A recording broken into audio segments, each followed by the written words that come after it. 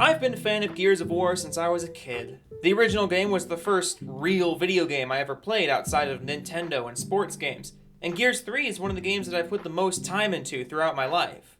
Gears 5 is a pretty good entry to the series, definitely a step up over 4. I'd give it like a solid B-. It's a fun game.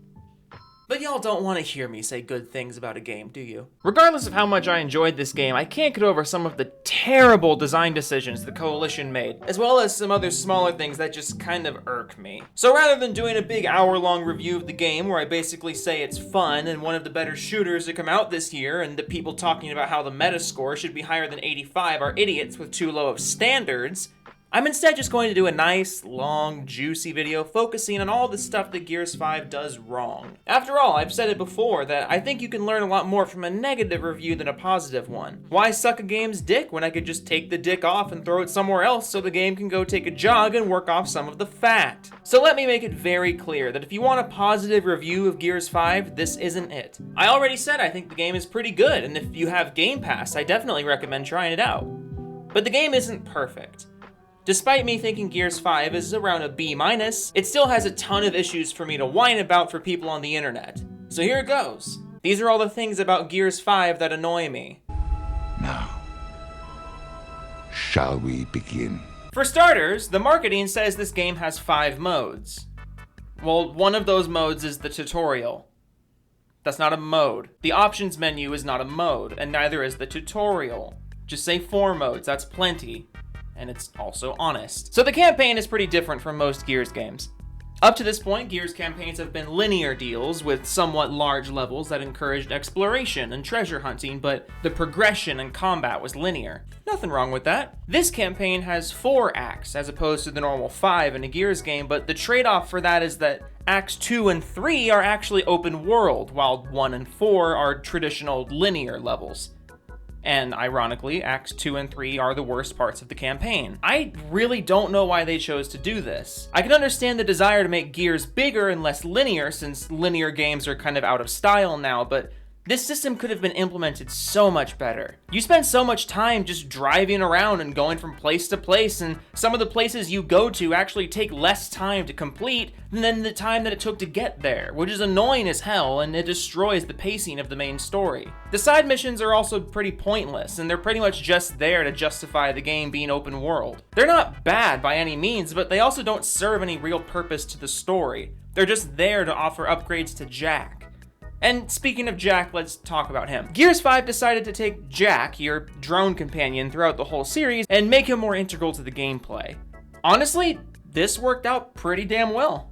I was afraid he would feel too out of place, but honestly, he fits right in. He has 2 different abilities that you can swap through and even switch in and out during gameplay and combat. And then he also has a few passives that you can upgrade. It makes him really helpful, and you pretty much treat him as like an extra weapon in your inventory rather than another character.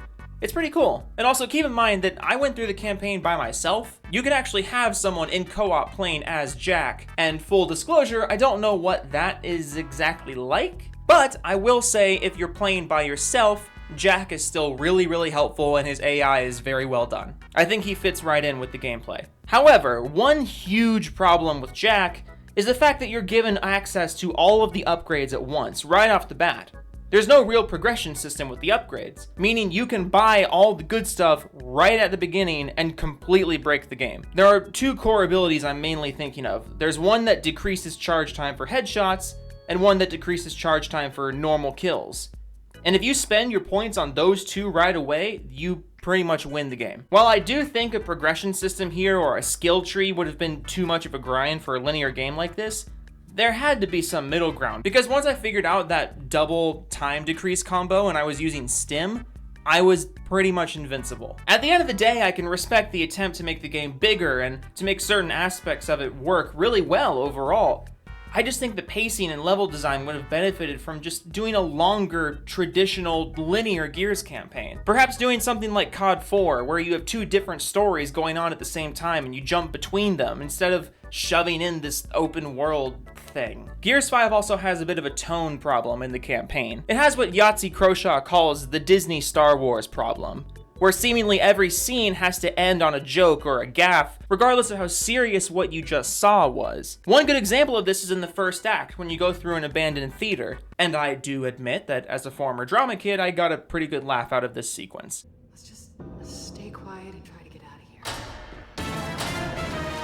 God damn it! Kill that thing!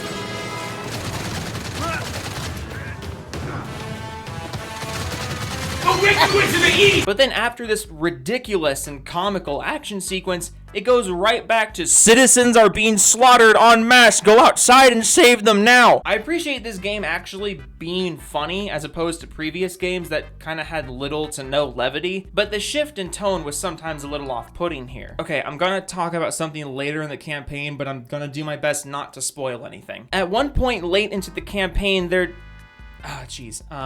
here, let's use a little visual. There's a character, and something very bad happens to the character. And this moment was done very, very well. It took me by surprise, and it made sense in the universe, and it was a great gut punch moment. It was really well done. However, immediately after that something bad happens to the character, another character reacts in a way that doesn't really make sense, especially since there's a third character right next to them, and it would have made way more sense to have that character react the way the second character reacted to the bad thing happening to the first character. It just would have been way more appropriate, and the fact that the second person is reacting this way makes it feel really shoehorned, and it kind of took me out of the whole thing. If you've played the campaign, you probably know what I'm talking about, but if you haven't played it, then this whole thing probably sounded like nonsense. So, that sucks. Also, leading up to release, I was told the campaign would be like 20 hours long, but I finished it in less than 7. And that was with me doing about half of the side quests and collectibles. So I don't know how that makes 20 hours. Perhaps there's just another 13 hours of side missions hiding somewhere, but I kinda doubt it. Having played this game front to back, I honestly have no clue how it took anyone 20 hours, unless they were intentionally trying to take longer than normal. One thing that Gears 5 has that I actually really appreciate is save slots. This way, if you want to start the campaign over, or if you share a system with someone else, you can do so without impacting your progress on the story or collectibles. It's a very nice addition that I hope to see more of in modern games, and it's definitely disheartening that I have to say I hope to see more of something that used to be in every single video game, but hey, it was just a year ago that Metal Gear Survive tried to charge $10 for save slots, so what the fuck do I know about game design? So, moving over to the multiplayer side of things. Quick play is terrible. Gears is a game that has always been designed for objective game modes. There's a reason why Gears 1 didn't even have Team Deathmatch. Why do you keep putting Team Deathmatch in Gears games? TDM in Gears 4 was basically just 7 minutes of spawn trapping. And Gears 5 TDM is no different at all. However, what is different is the fact that match voting seems to not actually work. And the way the voting works is that the match you just played is what's going to be on top of the list. So guess what? If you join into a game of TDM via the Quick Play playlist, you better back the fuck out of that lobby because it's only going to be TDM until the end of time. Or until they fix this stupid match voting bug that keeps you from voting for anything else. Gears just isn't built for TDM. With only 2 spawn points on the entire map and extremely generous spawn barriers, this game it's literally just a race to the power weapons, and then you can just stare at the enemy spawn and win the game. Stop putting TDM in Gears games, or at least have the courtesy to let me vote for something else. As for the gameplay in the other modes, it's perfectly fine. It's what you would expect from a Gears multiplayer. As pretty much everyone else has been saying at this point, the red bloom that happens when you take damage it's way too much. If you start losing a fight, you will almost certainly keep losing the fight. Let's compare a death in Gears 1 to a death in Gears 5. What the hell happened here? At least give me the option to turn this shit off, because it's the most uncompetitive thing ever. Recent Gears games have been all about making it easier on the noobs, so it wouldn't even surprise me if this insane damage feedback was done on purpose to stop people from going on long streaks. Or maybe it was just a bad decision for the sake of immersion and realism. Whatever the reason was, just get rid of it. It sucks and nobody likes it. If you like it, you're wrong. Going back to game modes though, if you want to play anything other than TDM, you pretty much have to go through the server browser or you have to go through the ranked modes. I appreciate there being more than 2 game modes in ranked this time around, but 5 separate ranked playlists? Isn't that a little excessive? Also, fucking lol at ranked team deathmatch. Take everything I've said about TDM up to this point and now add people who want to do anything to pad their stats. TDM is not a competitive mode no matter how hard you push it. Take TDM out of ranked and maybe also out of the game as well. Gears has never been a series for really great map design aside from a few big standouts, and Gears 5 isn't really an exception to that. To be fair, there's a lot of maps and it's super varied, but there aren't really any big standouts right now aside from Training Ground, I guess. The only maps I really get excited about playing are the remakes, so that's a little annoying. All right, moving on to Horde. It's fine, I guess. I'm of the opinion that the Horde mode in Gears of War 4 was almost perfect. I hated the fact that the skill cards were all through loot boxes, but the design of the skill cards and the insane amount of customization and classes and the stuff, I thought that was so good. I loved the Horde mode in Gears of War 4. I put a ridiculous amount of time into that. But leading up to Gears 5, I noticed that Horde was pretty conspicuously absent from the marketing. And now having played it, I can see why. It's not bad, but it's also probably the worst Horde mode so far. It's like if you took the Gears 4 Horde, but then took away half the customization and made the matchmaking a lot more complicated. Like, it's fine. There's fun to be had. And I like that they now give you the option to skip the wave countdown. That's a nice touch. But taking options away is never really a good thing, regardless of how good what remains is. That's really all I have to say about the Horde. It's just Gears 4 Horde, but worse. And I can see why they didn't really put it in the marketing. Last thing to talk about is the new mode, Escape. Which is like a new variation of Horde, but with progressive objectives and like door opening. It's like Overwatch Horde. Or I guess COD Zombies Horde. I don't know.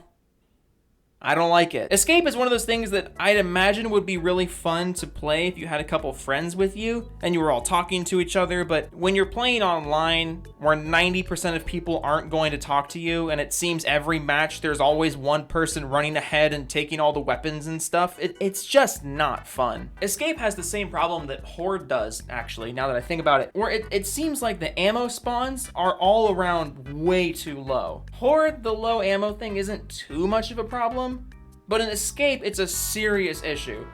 You start with a very small amount of ammo in this mode, and not all enemies drop weapons or ammo, and the ammo boxes on the map can only be picked up once by one person. There is quite literally not enough ammo to go around right now.